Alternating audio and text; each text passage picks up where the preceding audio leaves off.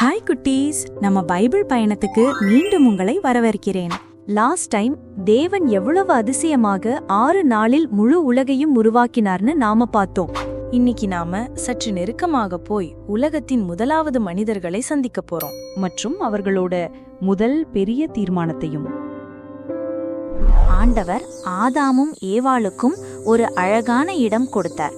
அதுக்கு பேரு ஏதேன் தோட்டம். அங்க நிறைய பழங்கள், காய்த்த மரங்கள் இருந்துச்சு. பழப்பழக்கும் நீரோடைகளும், எல்லா இடத்திலும் விலங்குகள் சுற்றி திரிந்தன. எல்லாமே சிறப்பாக இருந்தது. ஏனென்றால் தேவன் அதை அவர்களுக்காகவே உருவாக்கினார். ஆனால் தேவன் அவர்களுக்கு ஒரு முக்கியமான விதி சொன்னார்.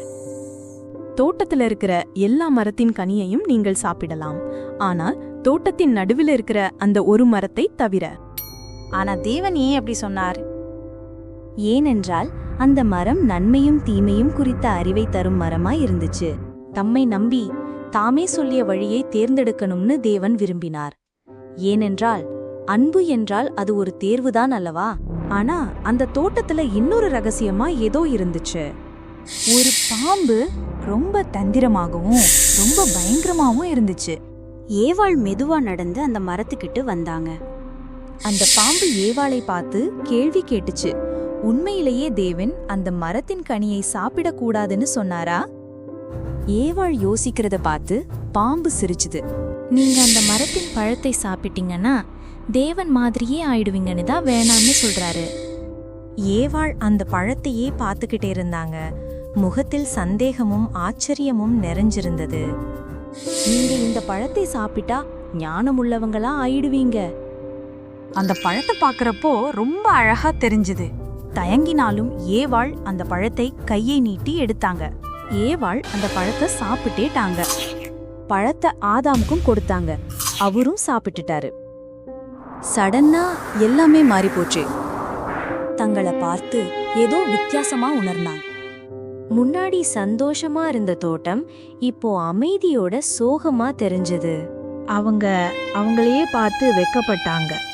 முதமுறையா அவங்க பயத்தை உணர்ந்தாங்க. தேவனிடமிருந்து ஒளிய முயற்சி செஞ்சாங்க. மிருகங்களுக்கு கூட ஏதோ சரியில்லைன்னு தெரிஞ்சது. ஆதாமே, நீ எங்கே இருக்கிறாய்? ஆதாமுக்கு தேவனோட சத்தம் கேட்டாலும் ஒளிஞ்சு இருந்தாரு. ஆனா தேவன் இன்னும் நேசத்தோட அருகே வந்தார். தேவன் அவர்களாய் வரும் வரை காத்திருந்தார். தேவன் அவர்களை ரொம்பவே நேசித்தார்.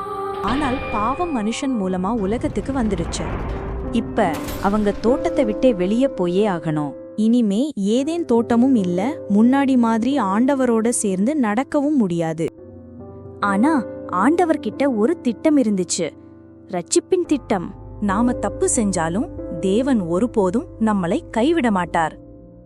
ஒரு நாள் ஒருவரை அனுப்புவேன் என தேவன் சத்தியம் செய்தார். அவர் நம்மை பாவத்திலிருந்து மன்னித்து ரட்சிப்பார். அவர்தான் ஆண்டவராகிய இயேசு கிறிஸ்து. நெக்ஸ்ட் வீடியோல 2 சகோதரர்கள், ஒரு பெரிய தீர்மானம், மனசை பற்றிய ஒரு பெரிய பாடம், காயின் அண்ட் ஆபேல் கதையை மறக்காம பாருங்க. இந்த வீடியோ பிடிச்சிருந்தா ஒரு லைக் போடுங்க, ஷேர் பண்ணுங்க, நெஹமியா ஸ்டோரிஸ்க்கு சப்ஸ்கிரைப் பண்ணுங்க.